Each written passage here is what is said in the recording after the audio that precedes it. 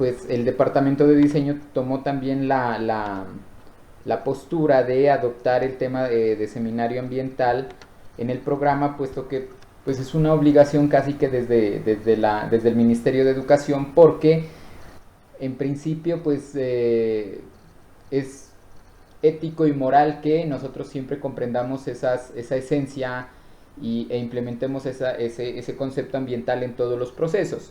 Como tal, yo les decía en algún momento, en una de las presentaciones que les alcancé a desarrollar, que el tema de la administración del ciclo de vida y del producto, el PLM, pues no surge como tal en las disciplinas del diseño industrial, sino que surge eh, desde dentro de las empresas del sector privado. Entonces, miren que así como también se puede involucrar tanto en la academia, digámoslo acá en la universidad, también se involucra ese concepto dentro del sector productivo nacional, y creo que eso es una directriz, no creo, pues estoy seguro que es una directriz de la UNESCO, eh, eh, con la cual se busca sensibilizar pues a todos los estudiantes, a todos los profesionales, a todos los empresarios, para que este tema del factor ambiental pues impacte dentro de todos los procesos de desarrollo y los procesos de aprendizaje. Como tal, la materia lo que busca es pues, reconocer esos factores que hacen que no, o que van a hacer que los productos que ustedes desarrollen más adelante pues no sean concebidos pues, de cierta manera irresponsablemente. ¿Por qué digo irresponsablemente? Porque cuando hablamos, por ejemplo, del buen manejo y el buen uso de todos los recursos que ustedes tienen a disposición, pues estamos diciéndole, hey, muchachos, pues no desperdicien, ¿sí? Porque todo lo que ustedes desperdician o todo lo que ustedes generan como desechos o como residuos, al final va a impactar negativamente en el medio ambiente. Entonces miren que pues, la estrategia metodológica que yo les dicté sobre la administración del ciclo de vida del producto es, pues es un resultado de todo de toda esta implementación en diversos factores, en este caso empresariales. Asimismo, también en diseño industrial, en el programa de acá de la universidad, pues se fomenta mucho eso, es decir, eh, no sé si ustedes en los talleres, por ejemplo, digo yo, en el taller de materiales, los diversos que han visto, tanto en cerámica, en cueros, en, en metales, en madera, bueno, en fin, en todos los talleres, han abordado ese concepto de el hacer más con menos, ¿sí? O tratar como de tener en cuenta el factor ambiental como uno de los aspectos fundamentales al momento de desarrollar un producto, aunque así sean prototipos, pero igual, si no, pues la idea de este curso también, aparte de acercarlos a ustedes a una teoría a manera de seminario, pues la idea también es que ustedes empiecen como a sensibilizarse con este asunto. ¿Listo? ¿Qué sucede con esto? ¿Sí? La dimensión ambiental empieza ya a exigirse, en principio no fue una obligación, pero luego ya fue una exigencia, para que dentro de las políticas y dentro de los programas y las estructuras curriculares de cada programa se implemente esa estrategia en los procesos formativos. Ahora bien, no sé qué tan adecuado haya sido que en el programa de diseño industrial de la Universidad de Nariño se implemente pues en el último semestre. Ustedes son de décimo semestre, ¿cierto? Quizás pueda ser mucho mejor si se implementara en los primeros semestres, para que así ustedes durante todo el desarrollo de la materia procuren pues tener este factor siempre en cuenta al momento de desarrollar todos los proyectos que han venido mostrando.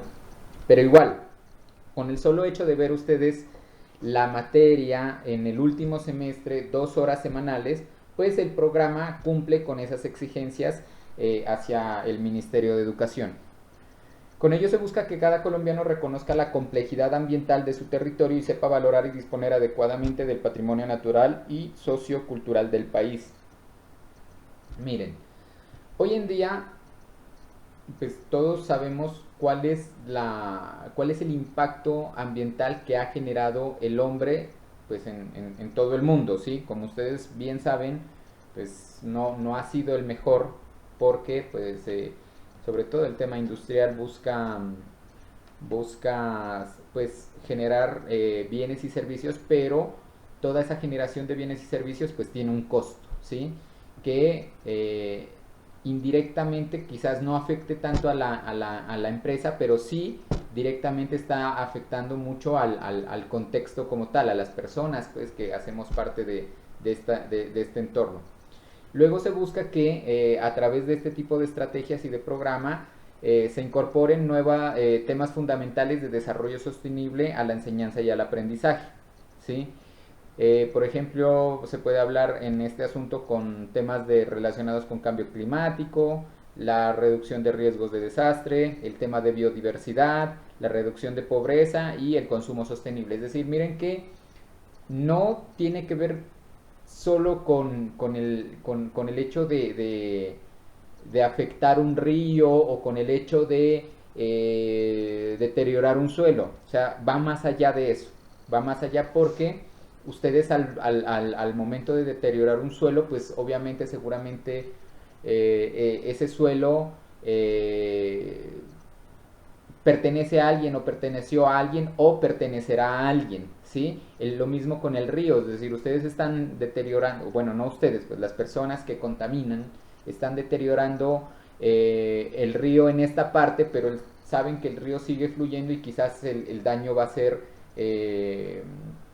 no sé, cuesta abajo del río. Entonces miren que se afecta a otros aspectos fundamentales como lo son pues biodiversidad, pueden generar riesgos de desastre y eso conlleva también a efectos indirectos que pueden generar pobreza, malnutrición, bueno, en fin, ese tipo de problemáticas con las cuales siempre hemos convivido.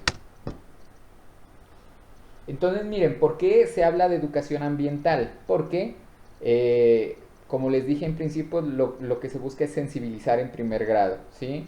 Luego de esa sensibilización, pues es la implementación de buenas prácticas ambientales sobre todos los procesos que ustedes lleven a cabo dentro de sus empresas, pues en sus trabajos o en el desarrollo de todos los proyectos que ustedes quieran sacar a flote.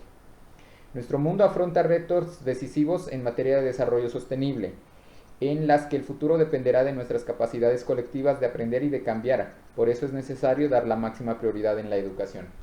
Pues como ven ustedes, la frase es muy clara, ¿no? Todo esto empieza desde la educación y como tal, así como ustedes lo están viendo en el programa de diseño industrial, es decir, a nivel pregrado, también se está viendo a nivel básica primaria y básica secundaria, es decir, la idea es sensibilizar a todas las partes porque como sea todos estamos involucrados en este aspecto. Mm, Se precisa repensar las relaciones entre economía y ambiente y vale decir entre la utilización de materias primas, producción, crecimiento, consumo, pobreza, equidad y calidad de vida. Se subraya el concepto de calidad de vida porque eh, pues ya no se define calidad de vida, no es directamente o no está directamente relacionada con eh, la riqueza con la cual cuenta una persona, la riqueza monetaria, digámoslo así. Se define calidad de vida con relación a ese contexto que rodea a una persona y todo lo que puede involucrar con relación a su estado de vida. ¿Sí? Entonces vivo en un entorno, tengo mucho dinero, pero vivo en un apartamento, o tengo, bueno, dinero, tengo con qué sostenerme, pero vivo en un apartamento de 60 metros cuadrados. ¿Sí? Y si le ponemos un valor, un factor fundamental que estamos viviendo en este momento, entonces esa calidad de vida en un momento de pandemia, aunque yo tenga recursos, ¿es la mejor o no es la mejor? ¿Sí? Entonces miren que se debe siempre tener en cuenta el concepto de calidad de vida con relación a el nivel de comodidad que pueda llegar a tener una persona en ciertas circunstancias.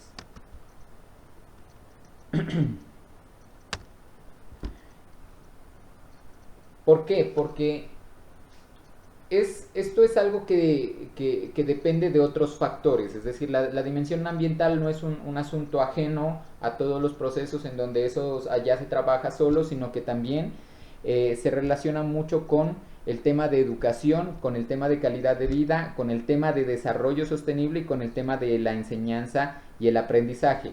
A todo esto se le denomina proyectación ambiental. Ese concepto de proyectación, entonces, miren que a ustedes se los han enseñado desde primer semestre, como la idea de cómo nosotros concebimos un producto en nuestra mente y lo proyectamos a través de una imagen bidimensional, puede ser un boceto, puede ser unos planos, y tridimensional a través del prototipo funcional, prototipo formal o del producto final.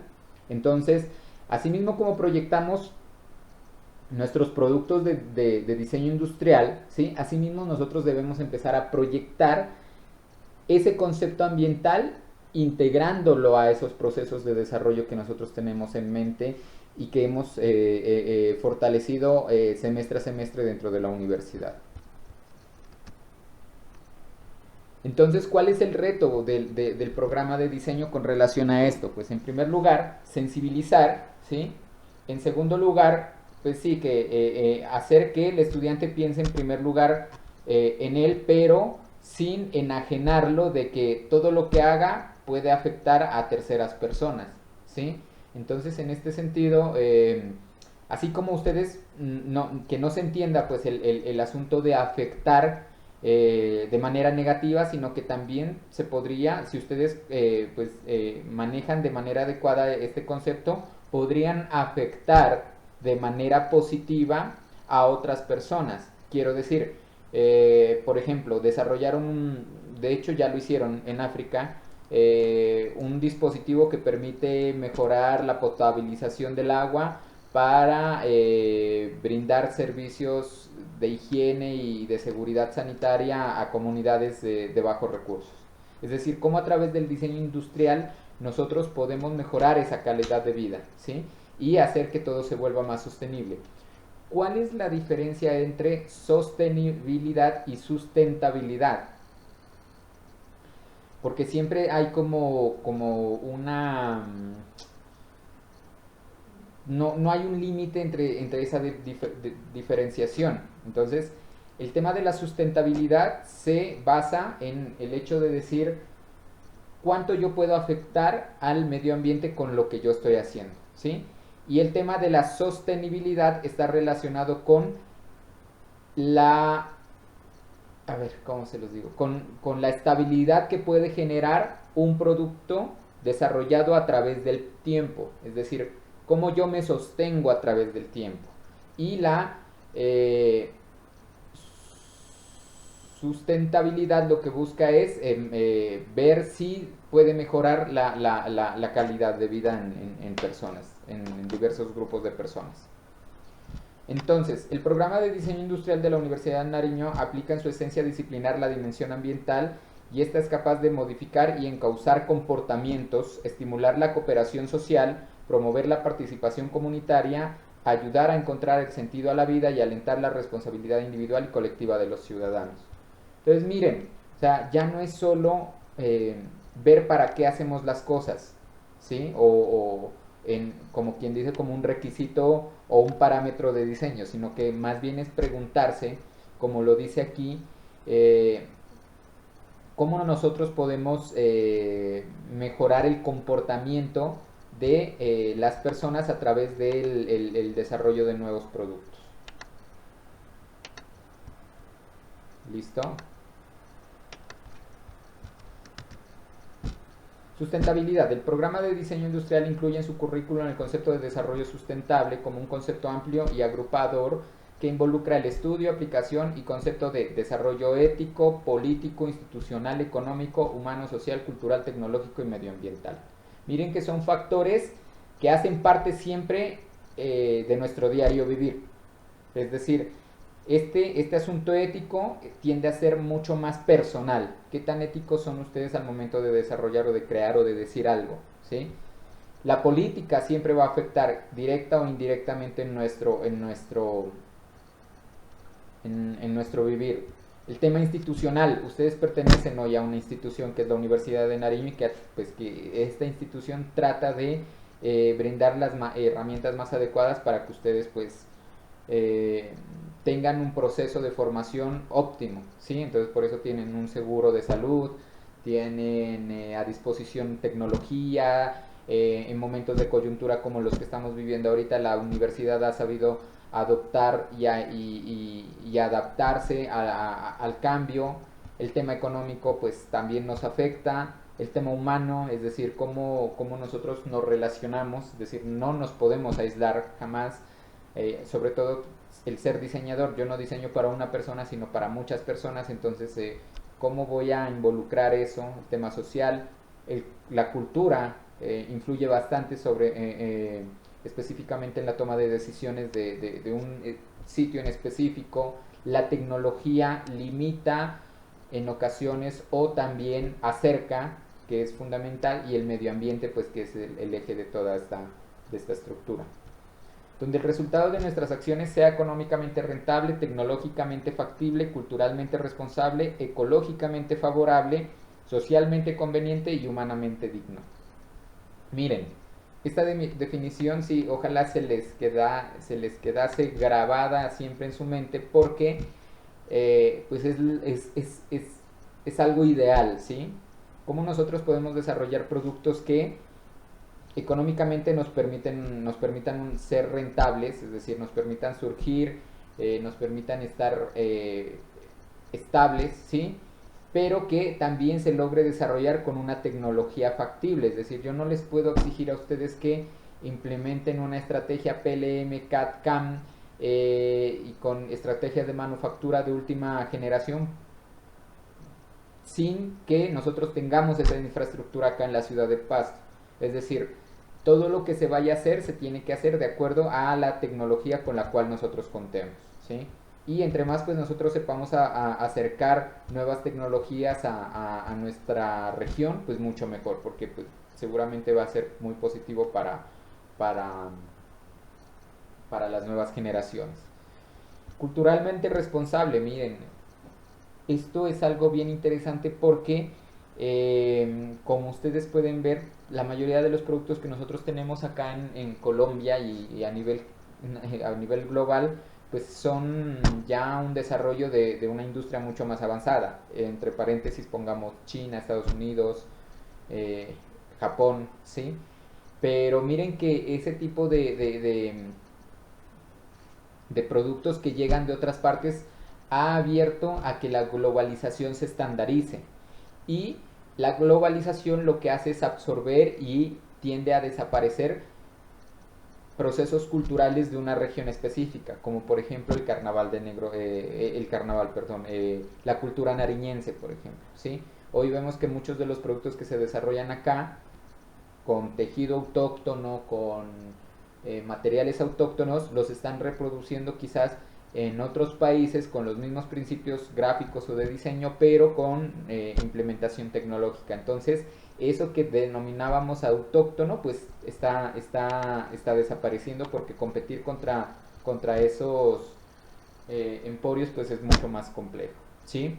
Ecológicamente favorable, obviamente, ¿sí? Porque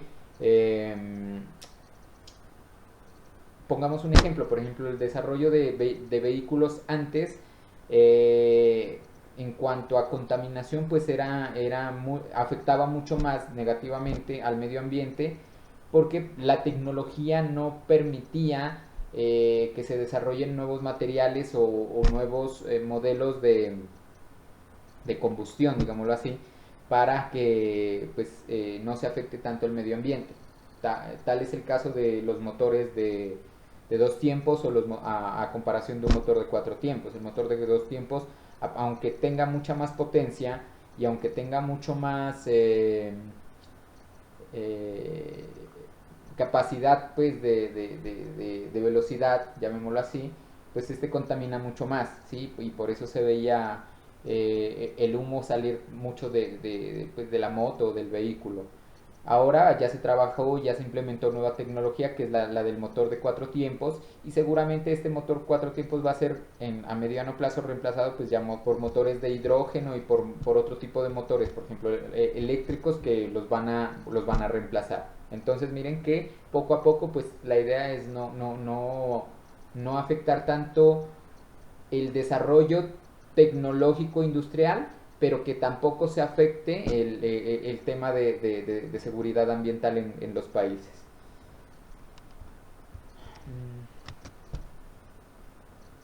Bueno, aquí hay una definición un poco extensa sobre cómo se debe implementar estrategias ambientales dentro de los procesos de formación. Pues independientemente de la carrera, ¿por qué? Porque pues todos los procesos de formación son diferentes. No es lo mismo dictar diseño industrial en la universidad que dictar derecho en la universidad, pero en sí todas las carreras deben implementar la estrategia y deben saber adecuar dicha estrategia hacia el enfoque que cada una de estas carreras tiene. Entonces miren que nuestra carrera es mucho más productiva. Quizás nosotros tengamos mucho que ver en el impacto que se está generando en el medio ambiente, ¿sí? ¿Por qué? Porque pues obviamente estamos directamente involucrados los ingenieros, los diseñadores, la industria como tal, que es la que se ha demostrado que más pues ha afectado el medio ambiente. Pero, por ejemplo, desde el derecho también se pueden empezar a fortalecer estrategias que permitan, no sé, delimitar ciertos aspectos que han hecho que, por ejemplo, industrias como la estadounidense o industria europea o la misma industria china, pues se limite a generar factores que puedan contaminar o que puedan dañar nuestro medio ambiente. Entonces, desde las leyes también se puede impactar positivamente o también se puede impactar negativamente. Entonces, por ejemplo, ustedes pueden ver que en muchos de los nacederos de agua potable acá en Colombia, pues está desde la parte legal se está tratando de afectar, se está tratando de dar licencias a industrias para que éstas sean explotadas. Entonces miren que todo depende de esa ética y de esa moral de cada una de las disciplinas. Miren, aquí hay subrayado, pues no subrayado, sino resaltado en negrilla, eh, factores que se deben tener en cuenta para desarrollar o para que el desarrollo de un producto pues sea responsable como tal y que involucre el concepto de calidad de vida. Entonces se habla de que estos productos tienen que ser económicamente viables, es decir, que sean alcanzables para todo tipo de personas, tanto para personas ricas como también para personas pobres, ¿sí? Que sean también productos culturalmente responsables. Vuelvo al tema de la globalización, es decir, cómo nosotros vamos a desarrollar productos o proyectos que tengan esa esencia de preservar la cultura de una región, ¿sí? Que sean ecológicamente favorables. Entonces la implementación eh, de estrategias ambientales, como por ejemplo lo que es el PLM y como lo son otro tipo de metodologías responsables con el medio ambiente, ¿sí? Que sean humanamente dignos. A esto pues hacemos referencia con los aspectos físicos y mentales de cada ser humano, agilizando procesos de innovación y mano de obra altamente creativa. Que sean alcanzables para las personas, proyectos que no tengan un nivel de complejidad pues mayor, y tal es el caso por ejemplo de las aplicaciones y de los celulares pues que todo mundo tiene acceso fácil a este tipo de tecnologías, ¿sí? El sentido de vida socialmente conveniente, es decir, que no afecte el comportamiento de un grupo social específico. Entonces, por ejemplo, o sea, a pesar de que somos diseño industrial y que si nos ponemos a trabajar con un ingeniero industrial, que no vayamos a desarrollar, por ejemplo, productos bélicos, ¿sí? Que puedan dañar la, el buen vivir de una persona, pues, ¿sí? Que sean tecnológicamente factibles con lo que tenemos, ¿sí? Y que sean éticamente legítimos. Miren que el concepto ético es fundamental en esta temática, es decir, chicos, o sea, yo no quiero decirlo así directamente, pero la ética caracteriza a un profesional, ¿sí? Entonces, eso es fundamental al momento de desarrollar un producto. Si ustedes ven que su producto puede afectar a un grupo de personas en gran medida, pues quizás no sea tan viable, ¿no? Puede que económicamente sí, pero tratar de ajustar esos proyectos que ustedes van a desarrollar a un concepto mucho más, más digno de la ética, pues como tal. Y bueno, y todo esto se acerca a nosotros porque lo estamos viendo desde la academia como tal. Entonces, eh, tanto ustedes ahorita como están aprendiendo un concepto, yo no creo que apenas lo estén aprendiendo, sino que indirectamente ustedes lo han venido viendo tanto en noticias como en sus diversas clases, pues el asunto hoy es muy importante, ¿sí? Hoy estamos atravesando una pandemia que como ustedes pues, han podido ver, pues indirectamente o directamente al mundo le ha beneficiado mucho, aunque de pronto ha afectado a muchas personas de manera negativa. En el fondo nos sentimos gratificados porque sabemos que el mundo está respirando nuevamente, ¿sí? El mundo está tomándose, como quien dice, un descanso de nosotros. Entonces, pero casi que fue a la fuerza, es decir, si hubiera sido por voluntad del ser humano, no se hubiera logrado. Es decir, antes decían, bueno, apaguemos el televisor, apaguemos las luces por un minuto por la Tierra o una hora por la Tierra, ¿sí? Pero eso no se lograba hacer como se ha logrado con esta situación, es decir, miren que la producción en masa ha disminuido, la contaminación ha disminuido, los animales salen más confiados de recuperar el espacio que de pronto se les había quitado anteriormente. Entonces deja una enseñanza, ¿sí?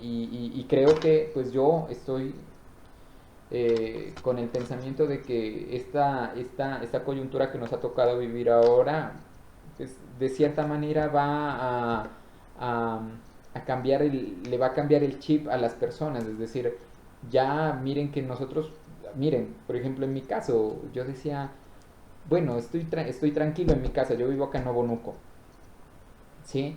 Y yo en las tardes suelo ir a jugar ping pong con un amigo, con un vecino que tengo acá, que estudió diseño industrial conmigo, que nos graduamos juntos, y tiene una mesa de ping pong, ¿no? Y le digo, bueno, ¿y vos qué? ¿Cómo ves esta situación?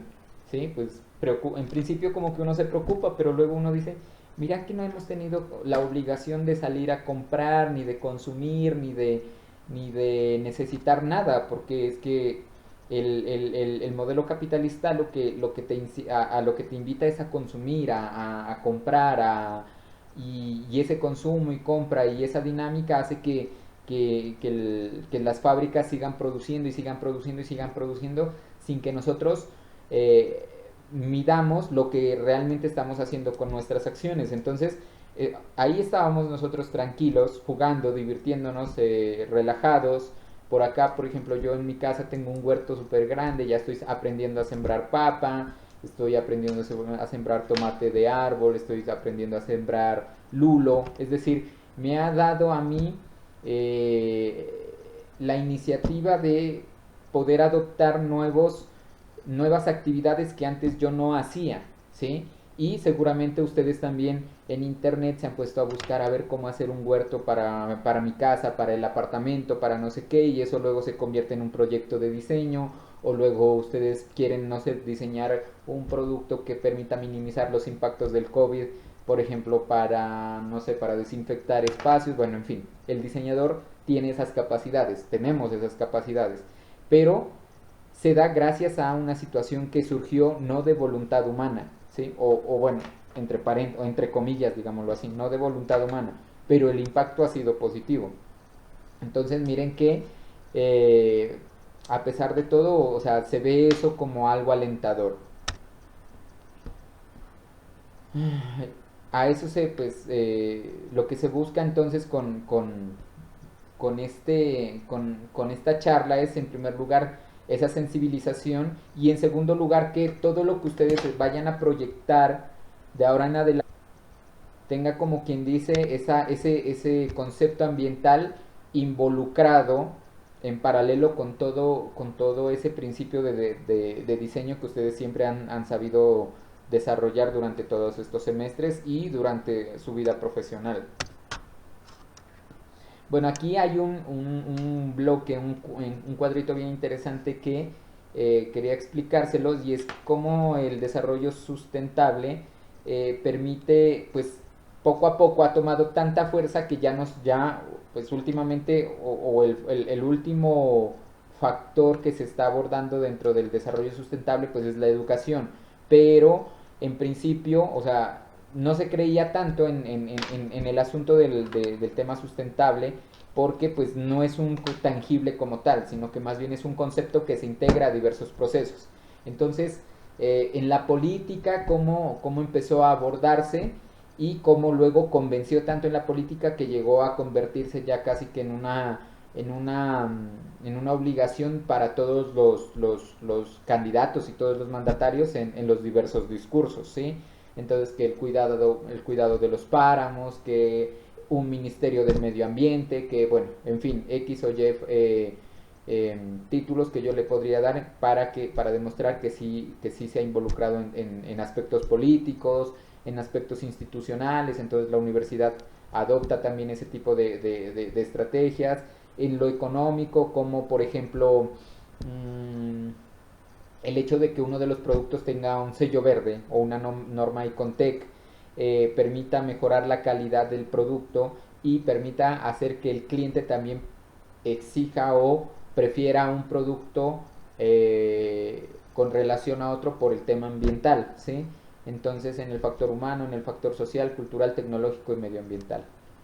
Entonces, miren que en la educación, como lo estamos viviendo en este momento, pues se involucra en el tema de la producción y consumo, también se está involucrando. Entonces, estrategias como el PLM, como se los había dicho, se están implementando en grandes industrias. Esperemos que a mediano y largo plazo también se implementen en pequeñas industrias, pero con el fin de motivar. Y aquí empezamos a encontrar el concepto diseño, ¿sí? Es decir, cómo se crea un producto y que este producto sea responsable, desde la parte medioambiental.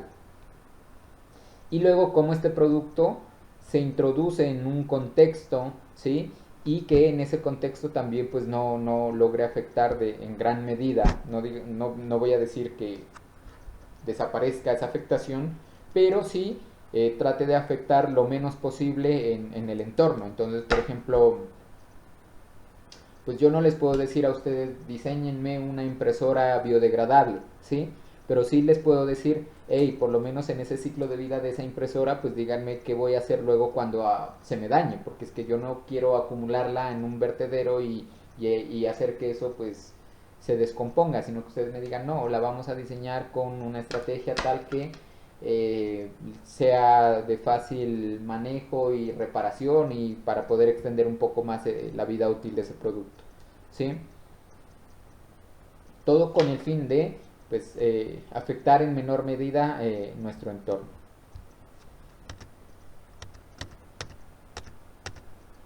Bueno, como tal y como introducción, pues esa era la charla que yo tenía con ustedes preparada para comprender en cierto aspecto este concepto. Y pues aquí están todas las unidades que vamos a ver, o que espero yo podamos visualizar. Y quería terminar con esta presentación denominada Naturaleza versus Cultura, ¿sí? Cómo nosotros empezamos a desconectar todo el concepto industrial, consumismo, y nos empezamos a reconectar con el tema medioambiental, ¿cierto? Esperen un ratito.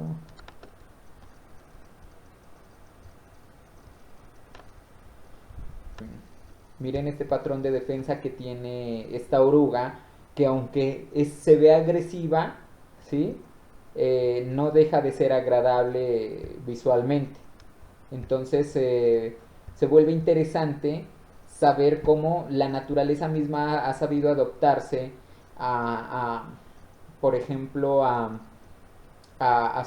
depredadores y desarrollan, por ejemplo, estrategias de camuflaje, estrategias de que llamen la atención, porque muchas veces, por ejemplo, este tipo de animales han desarrollado organismos dentro de su cuerpo que permiten atraer a sus presas pues para conseguir el cometido que es pues comer, ¿no? Pero por ejemplo, miren el concepto de belleza, ¿sí? El concepto de belleza en la naturaleza pues está dado en la estructura formal tanto del color como también de la misma forma que tiene cada uno de estos animales. Entonces, ¿en qué me puedo inspirar yo para desarrollar, no sé, eh, la aleta de un avión? ¿Sí? ¿Qué características yo puedo tener para desarrollar la estabilidad en vuelo de, no sé, de X o Y producto? Y cómo yo me puedo inspirar en estos elementos para que yo pueda desarrollar dicho producto. ¿Qué función tienen pues, los órganos o la estructura de este tipo de peces para poder mejorar o acondicionar un producto? En formas.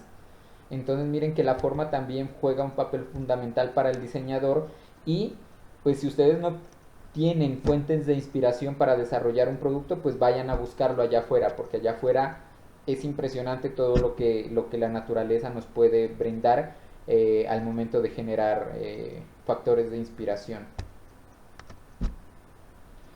En locomoción, este tema me gustó mucho porque por ejemplo, por ahí leía yo, o creo que se los voy a mostrar más adelante en una presentación, cómo el tiburón no logra ser detectado porque el diseño de las escamas del tiburón es un diseño totalmente diferente al diseño de las escamas de un pez normal, ¿sí?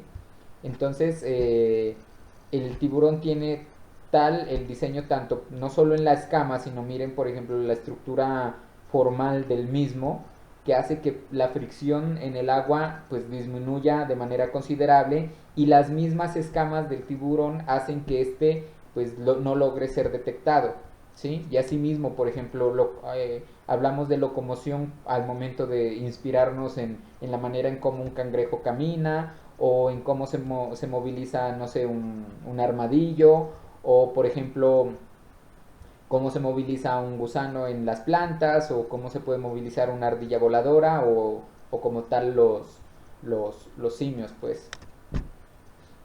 Entonces, si ustedes entran más en detalle, por ejemplo, pueden identificar que aunque el, el murciélago no logra ver en la noche, ¿sí? Ellos tienen un sistema de radar natural impresionante. Entonces, eso es una fuente de inspiración para que ustedes puedan desarrollar sus productos.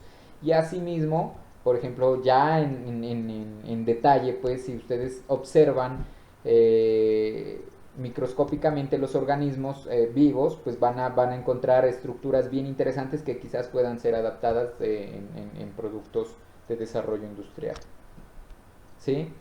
La estructura y los materiales, pues miren, ¿no? O sea, tenemos la colmena, tenemos lo que les decía de las escamas de los tiburones, ¿sí? El diseño de la escama del tiburón es interesante. El tema estructural, por ejemplo, en algunos huesos o estructuras óseas de algunos animales, pues ha inspirado mucho al hombre a que se desarrollen estructuras inspiradas en estos principios pues para edificaciones, ¿sí?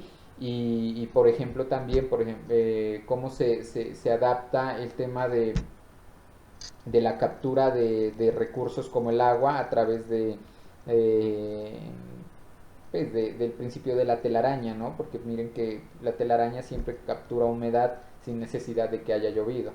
Entonces hay inspiración en donde la quieran ver. Y todo esto se logra en la naturaleza de forma sustentable, es decir, no hay golpes, no se afecta a nadie, no hay calor, no hay tratamientos, no hay desperdicio, no se altera el orden natural, sino que todo está dado con el fin de que todo, o sea, a eso se le denomina un ciclo, ¿sí? O sea, todo retorna y todo surge como tal en la naturaleza. Y quizás es el hombre quien tenga que aprender a adaptarse a ese principio natural.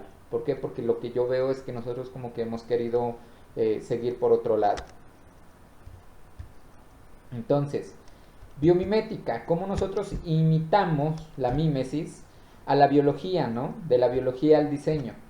Como aquí les traigo pues a colación algunos ejemplos de imitación de los principios de la biomimética y cuáles han sido esos resultados. Los principios naturales. La presencia de la vida en la Tierra tiene, bueno, más de 3.500 años y a lo largo de este tiempo se han encontrado diversos caminos para sobrevivir y permanecer en las cambiantes de nuestro planeta.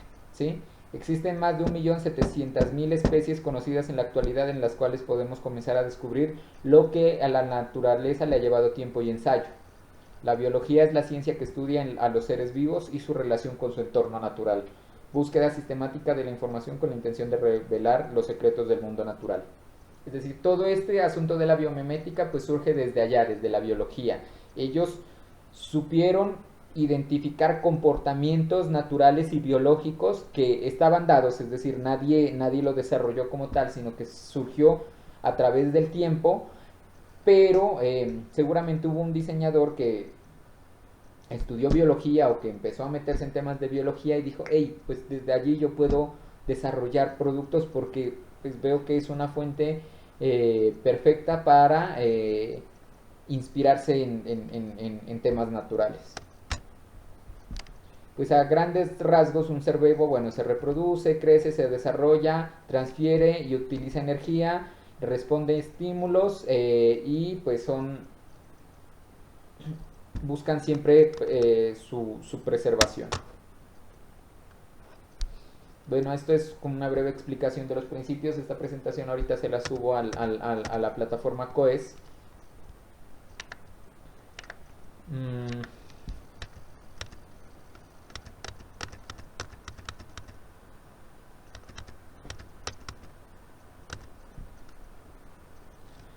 Aquí les voy a hablar un poco ya, pues ustedes cuando tengamos un poquito más de tiempo se meten ya a leer un poco más esta presentación, ¿sí? Pero ¿a qué voy? Es decir, cómo nosotros empezamos a diseñar a través de la naturaleza, ¿sí? Entonces, Hubble dice que debemos extraer nuestros estándares del mundo real, ¿sí? Debemos honrar con la humildad de los sabios los límites naturales y el misterio que yace más allá, admitiendo que existe algo en el orden natural que excede nuestro entender. Si observamos el mundo a nuestro alrededor, podemos encontrar que todos nuestros inventos ya existen en la naturaleza, con formas más elegantes, mejores diseñadas y con un mínimo impacto ambiental. Nuestras impresionantes obras arquitectónicas, sistemas de calefacción, radares, materiales inteligentes, rotores y otros sistemas de locomoción, bioluminiscencia, organización de comunidades, etcétera, es decir, eso ya existe en la naturaleza, ¿sí? Lo que nosotros hacemos es inspirarnos en ella nada más. Pues, es decir, no estamos desarrollando nada desde la nada, ¿sí? Todo ya estaba dado. Lo que hace falta es investigarlo un poco más en detalle. Todos los sistemas naturales funcionan de acuerdo a la siguiente estrategia, ¿sí? Ojo, que esto me parece bien chévere. La naturaleza depende de la luz solar, la naturaleza usa solo la energía mínima necesaria, es decir, no se excede en consumir energía, adapta la forma a la función, es decir, miren, es importantísimo eso, la función va primero y luego va la forma, ¿sí? Pero no deja de ser importante ni una ni la otra. La naturaleza recicla absolutamente todo, es decir, por eso les decía, no hay desecho. La naturaleza premia la cooperación, la naturaleza florece con la diversidad, exige experiencia local, controla los excesos y explota todo su potencial dentro de los límites. Entonces, el concepto de biomimética se entiende o se comprende desde el término bios griego, ¿sí? Que quiere decir vida, y mimesis, que quiere decir imitación. La biomimética se sustenta en tres principios básicos, que son la naturaleza como modelo, la naturaleza como medida y la naturaleza como mentor. ¿Sí? La naturaleza como modelo se relaciona en una ciencia que estudia los modelos naturales, tomando como inspiración de sus diseños y procesos para resolver problemas. Ejemplo, las hojas de los árboles, pues dice allí, ¿no? Cómo nos inspiramos en el comportamiento o el principio de funcionamiento de una hoja de árbol para desarrollar fotoceldas para generación de energía, es decir, paneles solares, ¿sí? El mismo principio de la fotosíntesis es implementado en el principio de los paneles solares, es decir, ya existió. La naturaleza como medida, ¿sí? La biomimética se basa en estándares naturales para calificar nuestros diseños. Millones de años de evolución nos muestran que los más apropiados son aquellos que perduran. Entonces, por ejemplo, se dice que el animal más antiguo que existe hoy en día es el cocodrilo, ¿sí? Y es porque seguramente su estructura biológica supo adaptarse a todos esos cambios. Se dice que el cocodrilo estuvo presente en la etapa jurásica, ¿sí? Y que de allí, o sea, ellos supieron adaptarse pues a todas las situaciones pues, que se presentaron desde ese entonces. La naturaleza como mentor. Sí, la biomimética es una nueva forma de ver y valorar la naturaleza y nos adentra a una nueva era en donde nos basamos no en aquello que podamos extraer de la naturaleza, sino de aquello que podamos aprender. Miren, esta creo que es la definición más clara de lo que nos está sucediendo ahorita. Es decir, no debemos extraer nada de la naturaleza, sino más bien debemos aprender de ellas para sobrevivir. ¿Por qué? Porque lo que estamos haciendo al extraer es un daño. Entonces, ¿qué hacemos con extraer petróleo? ¿Qué hacemos con extraer carbón? ¿Qué hacemos con extraer oro? ¿Qué hacemos con extraer, bueno, minerales de la tierra si lo que vamos a hacer es destruir? Lo que nos está diciendo o a lo que nos invita la naturaleza es a que aprendamos de eso para que podamos pues, convertirnos en seres resilientes. Y aquí hay algunos conceptos de diseño inspirados pues ya en sistemas biológicos, pues en este caso es en el tiburón. Este es un concepto de un avión que quizás se va a trabajar a largo plazo, creo yo, en donde los principios formales del avión pues son los principios de funcionamiento de un tiburón como tal, ¿sí? Seguramente ya habrán hecho estudios de resistencia al aire, de velocidad, bueno, en fin, de todos estos aspectos pues para poderlos implementar. Y miren, aquí entra a jugar un factor fundamental el asunto interdisciplinario, ¿sí? Tanto la biología como el diseño industrial son trabajos son dos disciplinas ajenas, pero que se han sabido interactuar para desarrollar nuevo conocimiento. Entonces, por ejemplo, esto que ustedes vieron acá es un resultado no interdisciplinario, sino ya transdisciplinario, es decir, que va más allá de las dos disciplinas que quizás, o de las tres disciplinas que quizás trabajaron en este proyecto.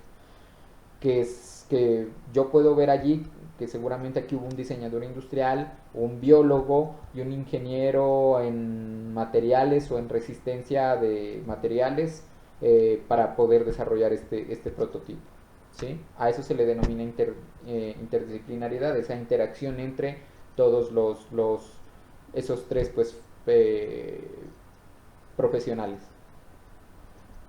El trabajo interdisciplinario entonces supone que dos o más especialistas de diferentes áreas del conocimiento colaboran para resolver un problema particular, sin ser una simple superposición o intersección de las mismas, ya que implica la construcción conceptual común del problema, creando un marco común como objetivo definido y que llevan a la construcción de un producto transdisciplinario superando los límites de las disciplinas involucradas. Es decir, fueron más allá de sus propias disciplinas.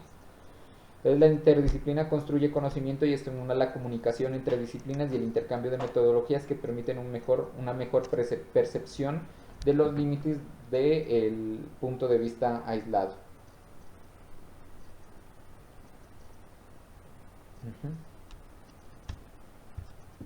La diferencia con un problema multidisciplinario radica en que éste reúne contribuciones de diversos especialistas en un entorno o en un torno a un tema, en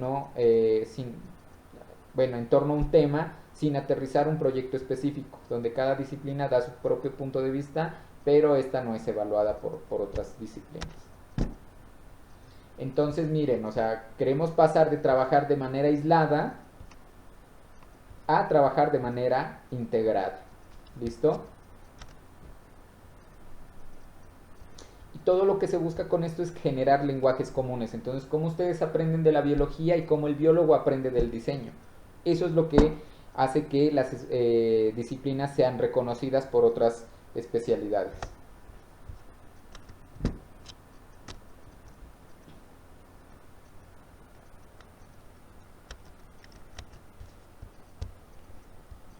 Y ya para terminar, ya vamos a acabar, tenemos a la biología como inspiración y metodología, miren. Entonces, ¿qué es la bioinspiración? La biomimética no es tan simple como suena, es mucho más que solo copiar a la naturaleza. Actualmente la naturaleza lleva más de 3.6 billones de años desarrollándose y sabe qué funciona y qué no funciona. La biomimética es el estudio de sistemas, elementos y elementos de la naturaleza y la manera de adaptarlos para resolver problemas humanos contemporáneos, ¿sí? Entonces no es solo ver la forma en cómo está desarrollada la naturaleza, sino que también consiste en investigar e ir un poco más allá. Por ejemplo, aquí traigo a colación el pájaro carpintero, pues, ¿no? ¿Cuál es ese principio de resistencia, por ejemplo, en el pico de este pájaro? ¿Cuál es el principio de movimiento, ¿sí? Del mecanismo que pueda tener en su estructura ósea, ¿sí? En temas aerodinámicos también, para poder nosotros inspirarnos y desarrollar productos con este principio. El diseñador tiene la aptitud para manipular estímulos visuales y evocar percepciones deseadas. ¿Qué quiero decir con esto? ¿O qué dice Motlock con esto? Que nosotros a través del diseño podemos generar o diseñar, o valga la redundancia, comportamientos en otras personas. Entonces, ¿qué me causa a mí ver este prototipo de robot inspirado en un puma, por ejemplo? ¿Sí? ¿Qué sugiere esto? Entonces, miren,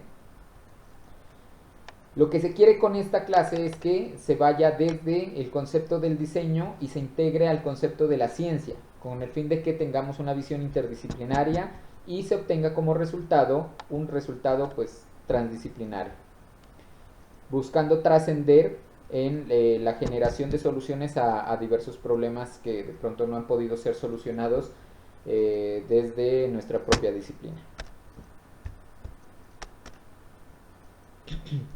Entonces, ¿cómo vamos de lo específico, que puede ser el estudio del objeto biológico, a lo trascendental y a lo que se requiere como tal solucionar?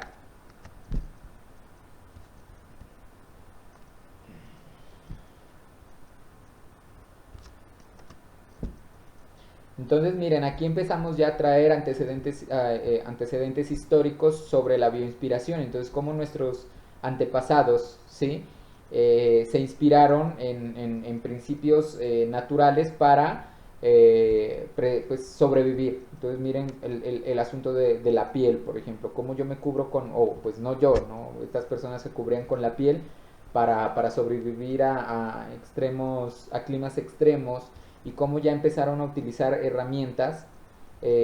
¿Por qué? Pues porque nuestra biología como tal en nuestro cuerpo pues no nos permite a nosotros, por ejemplo, tallar una piedra, pero sí podemos desarrollar herramientas que nos van a facilitar el tallado de esa piedra, ¿sí? En México, ¿sí? Miren por ejemplo cómo empezaron a tener principios biológicos formales para desarrollar ya objetos decorativos, objetos que empezaban ya a tener una funcionalidad específica en cada cultura, ¿sí? Y pues también en la parte gráfica, cómo ellos buscaron dar un mensaje a través de diferentes objetos biológicos, ¿sí? ¿Qué significaba pues, qué representaba, pues mejor dicho,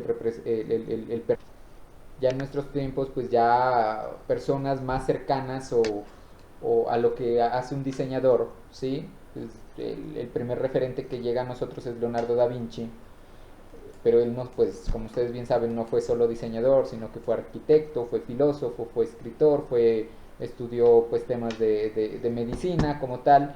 Entonces también se basó mucho en principios naturales para desarrollar sus productos.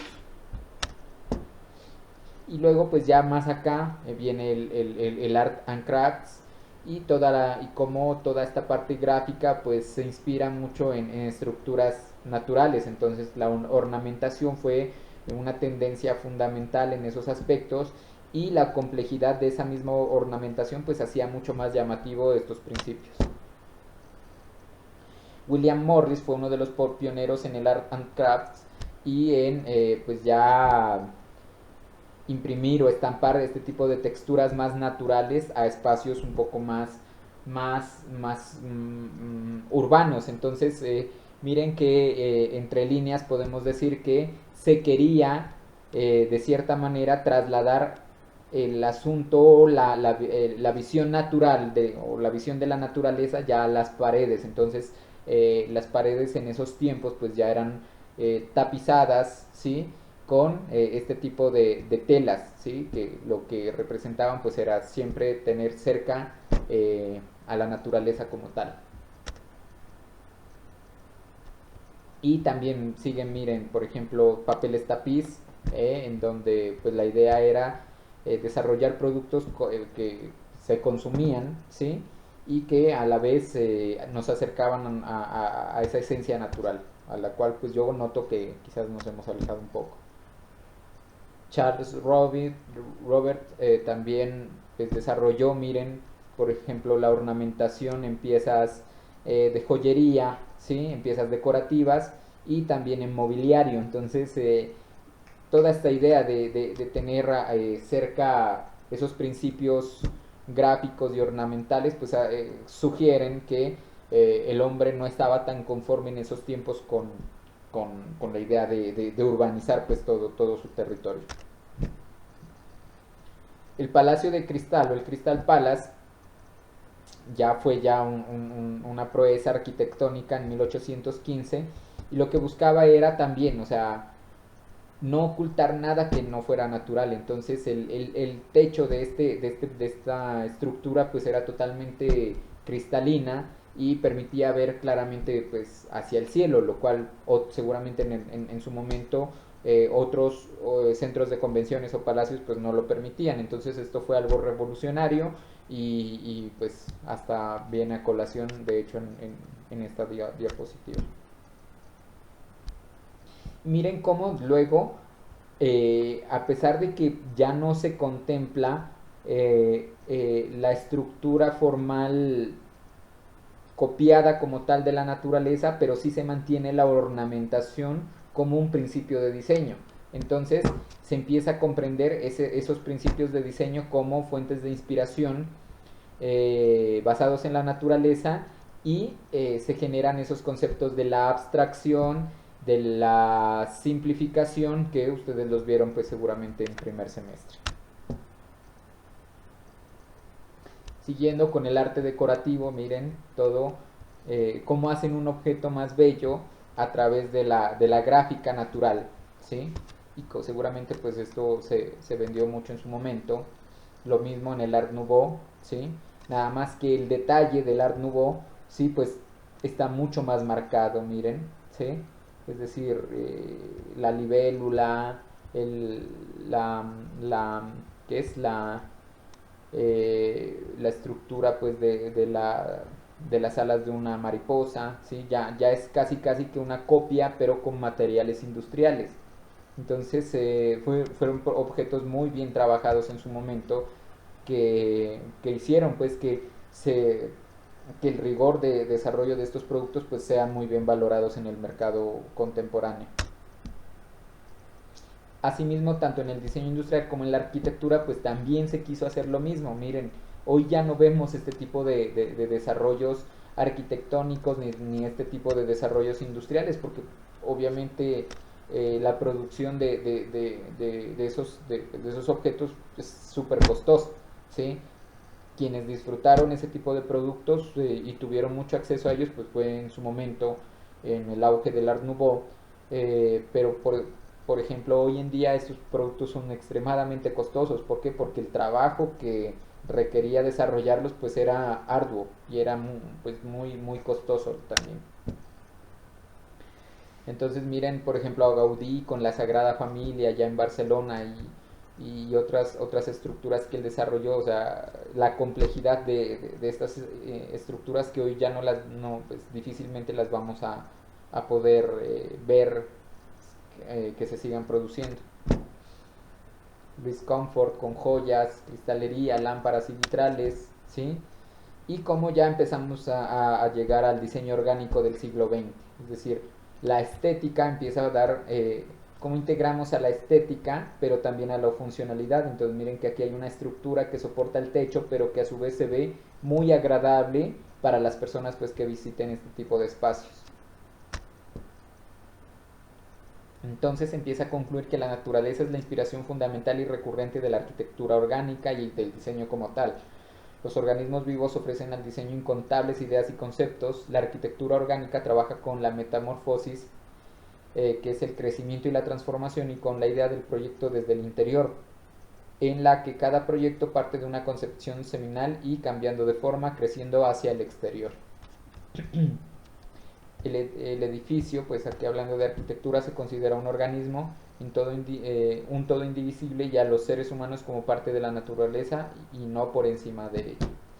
Y las preocupaciones ecológicas son cada vez más el centro de estos proyectos, y los diseñadores encuentran en la naturaleza una inagotable fuente de innovación. Luego Frank Lloyd, máximo exponente de la arquitectura organicista, cuyos edificios se proyectaban bajo las leyes del desarrollo de los organismos naturales, fue de los pioneros en decir, hey, tenemos que empezar a que nuestros productos se desarrollen desde una fuente de inspiración, y que esa fuente de inspiración sea la naturaleza para que estos no se vean ajenos a ella, ¿sí? Es decir, que no tengo yo toda una estructura orgánica y que por allí llegue una estructura geométrica como tal y dañe el, la visual pues de ese medio en donde se está desarrollando pues la edificación en este caso. Y empieza él a integrar la arquitectura a los diversos entornos de desarrollo. Entonces miren que se pone como ejemplo la Casa de la Cascada, y él lo que hace con esto es no deteriorar nada de ese medio ambiente, sino más bien construir sobre eso sin teniendo la idea de que no se va a afectar ningún entorno biológico posible. Entonces no desvió el caudal del río, si tenía un problema con el sonido que generaba pues la cascada, poner vidrios un poco más gruesos, ¿sí? Pero siempre buscó como integrar pues el diseño a la naturaleza. Y luego pues ya empezaron a surgir desarrollos un poco más arriesgados, inspirados seguramente en estructuras más próximas a lo natural.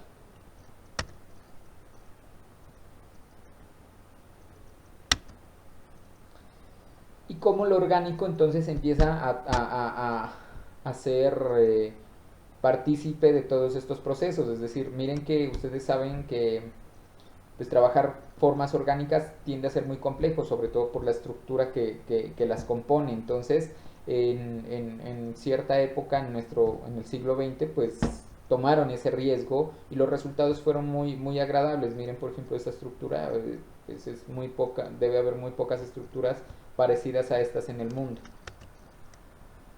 Y también, por ejemplo, en la forma. Entonces, hablamos de bioformismo cuando imitamos a la forma, ¿sí? Cuando imitamos a las formas naturales, digámoslo así, ¿sí?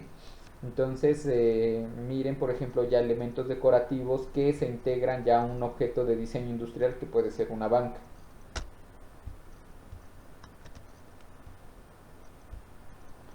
Lo mismo acá en donde pues ya por ejemplo abstraemos la gráfica de un gallo, pero la sobrecargamos con colores muy llamativos, pero no pierde su esencia, es decir, no se deja de ver un gallo en este principio, ¿sí? Y en otro tipo de elementos que abstraen en mayor medida muchos elementos del objeto biológico, pero sin dejar de observarse como tal. Entonces miren, esto ya es un objeto más de diseño industrial, ¿no? La Chase de Charles Israel Eames, en donde se inspiraron en un modelo orgánico. Como tal, creo que fue, no recuerdo muy bien, pero creo que fue en la estructura ósea de un animal específico, ¿sí? Ejemplo de diseño biomórfico, por ejemplo, contempla la ergonomía, este objeto, pero tiende a la exageración de las formas, las cuales son una esencia pesada y exageradas, pero enmarca el concepto de lo natural y lo asimétrico como cuestión ornamental.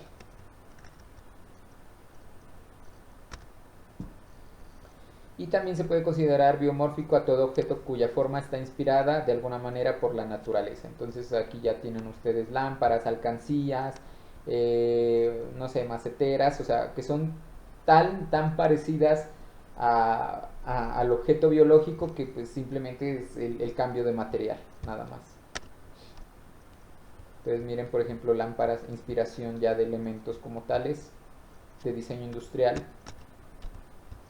este concepto que ya se está adaptando en el mundo. Entonces paneles solares aquí arriba, fotosíntesis con la hoja cargando a un vehículo híbrido eléctrico y que buscan traer, como se dijo en principio, principios naturales a elementos urbanos. Y ya pues acabando con esto, se dice que la bioinspiración nos da a nosotros analogías y métodos para desarrollar nuestros productos. Tradicionalmente el diseño trabaja de la siguiente forma. Selecciona una propuesta, es decir, ustedes seleccionen su propuesta mediante la cual prueba y error se obtiene una mejora o proceso conocido como selección y modificación, pero en el mundo actual esto cambia y evoluciona todos los días. Es imposible seguir este acercamiento para resolver nuestros problemas. Necesitamos conceptos novedosos que solo pueden encontrarse trabajando abductivamente dentro de nuestros campos de conocimiento y dentro del campo de conocimiento de otras áreas para generar innovación, invención y descubrimiento. A este paradigma del diseño se lo conoce como exploración, porque el conocimiento de otras áreas es utilizado. Bueno, ya en estructuras visuales, pues miren que también, por ejemplo, no sé si ustedes alcancen a ver el camuflaje de este animal en el mar, ¿sí? Está también el camuflaje, por ejemplo, de esta mantis en la hoja y de este caballito de mar también, miren, o sea, es una inspiración visual impresionante que permite, por ejemplo, este tipo de camuflajes ha permitido que se desarrollen los camuflajes pues, en el ejército de acuerdo a los diferentes entornos donde se va a desempeñar pues, el soldado. Entonces, el mismo camuflaje que se pueda generar en Medio Oriente no va a servir para que simplemente, por ejemplo, en territorios selváticos como la Amazonía, pero igual el principio pues está dado. ¿Sí? Aquí hay más analogías sobre, por ejemplo, la estructura de protección de un cocodrilo, pues sirvió de inspiración para desarrollar trajes de guerra en, pues de nuestros antepasados. Entonces miren, aquí hay un traje que fue tal cual casi que inspirado en el cocodrilo, por no decir, es decir, despellejaron al cocodrilo y lo usaron ellos, ¿sí? Y hay una aplicación práctica del mimetismo, es tomar inspiración de las formas de la naturaleza y sus sistemas para desarrollar sistemas similares. Y también hay inspiración conceptual, miren, entonces, o sea, no necesariamente tienen que trasladar el ala como la forma del ala como tal, sino los principios de funcionamiento del ala, ¿sí? La inspiración visual por sí sola se queda corta cuando hablamos de inspiración conceptual. Un diseñador para que en verdad pueda aplicar aquello de que la naturaleza le enseña, tiene que entender las funciones de los sistemas naturales para poderlos interpretar y adaptarlos a los sistemas artificiales de manera innovadora.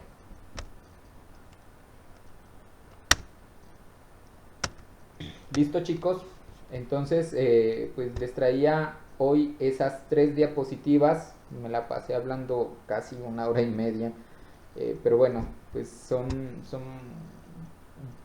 presentaciones muy gráficas que a ustedes, o sea, al ver dicen pues, uy, ole, sí, la naturaleza como que tiene mucha información para nosotros, solo es cuestión de leerla, saber leer a la naturaleza y empezar a desarrollar y a brindar soluciones desde allá. Entonces, pues eso, chicos, es todo por hoy. No sé si tengan alguna pregunta, alguna inquietud, alguna sugerencia. ¿Tienen algo que decir? Profe, Díganme. en el curso teórico es cómo hacemos para matricular. Verán, Perdón. no se preocupen. Yo todavía no he tenido tiempo para subir. Tengo, como vieron aquí, yo tengo el material ya listo, que me la pasé haciendo todo este material, ¿sí? Lo voy a subir a la plataforma, ya creé la materia. Allí creo que ustedes ya la ven como Seminario de Dimensión Ambiental y ahí aparece mi nombre, se tienen que inscribir a esa. Yo tengo que generar un código de matrícula. Apenas lo genere, se los envío al seminario, al grupo de seminario, y ustedes le dan automatricular y ustedes ya pueden acceder a la información. Déjenme hasta este sábado, yo hago esa actividad el sábado y el lunes ya los habilito para que puedan ingresar. Bueno,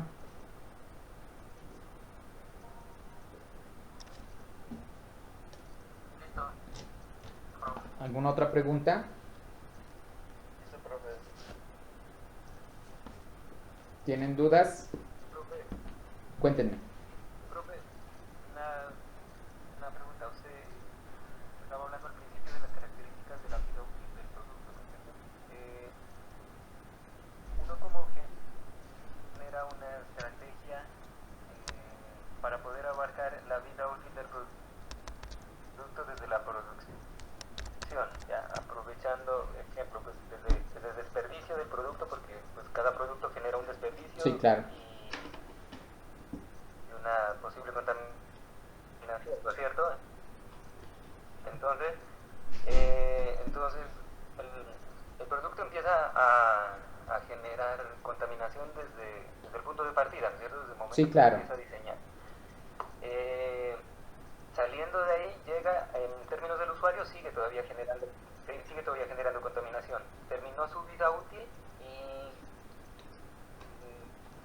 Se, o mejor dicho, lo que quiero saber es cómo generar una estrategia para dar un ciclo completo a eso, o sea, qué estrategias existen, cómo implementarlas a cierto tipo de diseños, Ujú. a cierto tipo como decir, de industria, pues porque me imagino que no todas las estrategias están específicamente hechas para una industria, una para otra, no sé, o sea, Claro. mi Verán. pregunta es más que todo Ujú. hacia eso, cómo podemos crear algo que sea netamente eh, ambiental, ¿ya? O Sí, sea, desde su inicio hasta el final, teniendo en cuenta todos estos otros parámetros, como les digo, los desperdicios, que eso es algo pues, que genera todo y ese es un estancamiento pues, que sí, sí, sí, sí es te entiendo. demasiado grande. Verás, ¿no? Cuando empezamos el curso, yo empecé con una presentación sobre una estrategia metodológica que la nombré mucho, pues ahorita en las 3 charlas que les di, en las 3 presentaciones, y que está relacionado con la administración del ciclo de vida del producto. Hoy les decía que esa administración del ciclo de vida del producto, o esa estrategia metodológica, PLM se llama con sus siglas en inglés, Product Lifecycle Management, eh, pues no surge de la academia como tal, es decir, no fue un desarrollo que se pueda decir digno de la academia o de procesos de formación, sino que surgió por una necesidad que se presentó en la industria, como tú lo nombras. Entonces, es una estrategia metodológica. ¿Todavía están viendo mi pantalla? Sí, ¿no? Sí, profe. Sí. Pues les voy a recordar lo del PLM, pero en un ratito. Les voy a poner la imagen nada más. Eh, pues es una estrategia que surge desde, aquí está, desde la empresa, porque pues se habían ya desarrollado diferentes a diseño y análisis de elementos finitos y de resistencia y bueno, de muchas herramientas más, de fluido, por ejemplo, que les va a permitir a ustedes desarrollar esta fase de ensayo y análisis previo a su fabricación. Porque, por ejemplo, ¿qué pasaba en las empresas antes? Antes de que se desarrolle esta estrategia del PLM, ¿sí? Lo que hacía la empresa era producir, por ejemplo, hablemos de sillas, ¿sí? Hablemos de silla Rimax, ahorita que estoy viendo una silla Rimax. Ellos producían sus sillas, pero las producían de tal manera que no iban dirigidas a un público específico variado. Es decir, un ejemplo es que antes las sillas de Rimax estaban diseñadas para personas que no tengan un peso corporal mayor a 80 kilos, por ejemplo, ¿sí? Luego, seguramente en una reunión o algo, se sentó una persona de 90 kilos y la dañó la silla. Entonces se empezaron a darse quejas de que mal producto, eso pues afectó mucho la visión de las personas hacia la empresa porque estaban desarrollando productos de mala calidad y pues ya se empezaron a desarrollar estrategias a nivel empresarial que hicieron que se minimice todo este tipo de circunstancias, todo este tipo de problemáticas para la empresa. Entonces, por ejemplo, yo les puedo decir a ustedes, SolidWorks, ustedes me pueden diseñar la silla Rimax en SolidWorks y SolidWorks tiene una herramienta, un complemento que se llama análisis de resistencia, en donde, donde ese análisis de resistencia dice que de acuerdo al calibre de plástico que ustedes vayan a usar o al grosor del plástico, ustedes ponen un peso en la parte superior de la silla y les va a decir hasta qué peso va a poder resistir la silla. Entonces, la silla, si empieza a deformarse a los 85 kilogramos de peso, entonces les está directamente recomendando el programa a que aumenten ese espesor de la silla, ¿sí? Entonces miren que ellos hacen que esa silla, pues al aumentar el espesor, va a hacer que le sirva a muchas más personas, va a hacer que se vuelva más resistente y va a hacer que la vida útil de esa silla pues perdure en el tiempo. Entonces mira que por ejemplo el PLM pues, es una estrategia metodológica interesantísima. Cuando yo les dicté o les expliqué este cuadrito, este gráfico, yo les decía que en diseño, por ejemplo a nosotros, lamentablemente allá en el programa de diseño, a lo mucho estamos llegando hasta esta fase, miren, ¿sí? Es decir, estamos desarrollando nuestras propuestas, somos muy buenos para concebir ideas, propuestas y conceptos, ¿sí? Y para desarrollarlas, y posiblemente en software, qué sé yo, Rhino, creo que vemos, Rhino y muy básico de SolidWorks, estamos desarrollando la propuesta. Y nos estamos saltando hasta este punto en el tema de fabricación, pero no como una fabricación comercial, sino como una fabricación de prototipo a primer nivel industrial, es decir, que no ha sido probada pues a una escala un poco más amplia. También les hablé de los niveles de madurez tecnológica o los TRL, ¿sí? Los niveles de madurez tecnológica lo que hacen es que ustedes desarrollen esos prototipos que hacen, por ejemplo, en talleres. Y si ustedes me dicen, profe, hice un juguete para niños de 5 a 7 años. Ah, pues listo, a ver, ese juguete ponlo en un jardín donde hayan niños de 5 a 7 años y veamos qué pasa. ¿Cuánto tiempo va a durar? ¿Cuánto tiempo va a funcionar? ¿Y qué va a pasar después de que ese producto dejó de funcionar? A eso se le denomina medirlo en escenarios próximos a entornos reales. Entonces, si por ejemplo ese juguete al mes ya estuvo dañado, pues no va a ser un producto exitoso porque la gente lo va a desechar fácilmente y ese desecho pues seguramente va a afectar el medio ambiente. Entonces, lo que hace esta estrategia es decirte primero, bueno, concibe la idea, diséñala en CAD, haz el análisis que debas hacer en cuanto a elementos finitos y ayúdate ya en sistemas de cómputo. Por ejemplo, el CAD es el diseño asistido por computador, te va a permitir ver la estética del producto, implementar colores, quizás texturas, quizás, bueno, estructuras, etcétera. Pero ya en la fase de diseño, pues hace ingeniería inversa, ¿sí? Que es la ingeniería inversa, ver en otros modelos similares a mi diseño que sí ha funcionado y que no ha funcionado. Por ejemplo, yo me devuelvo al caso de los juguetes. ¿Qué juguetes sí han funcionado para niños de 5 a 7 años y que estos les gusten mucho a los niños, lo cuiden y les duren mucho tiempo?